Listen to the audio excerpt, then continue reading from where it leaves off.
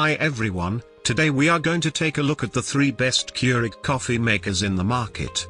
We'll talk about what you should look for before buying Keurig coffee makers. You can find timestamps and links to order the products we mentioned in this video down in the description below. Let's get started. At number 3, Keurig K Classic Coffee Maker. Black Keurig coffee maker designed with a 48-ounce removable water reservoir and simple button controls. Choose from 3 different cup sizes.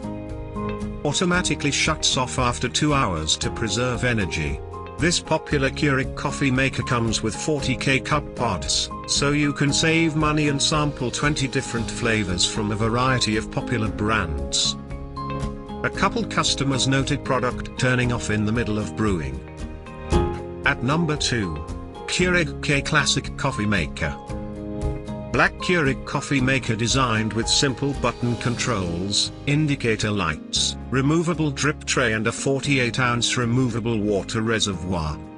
Brews 3 cup sizes and saves energy by automatically shutting when not in use for 2 hours.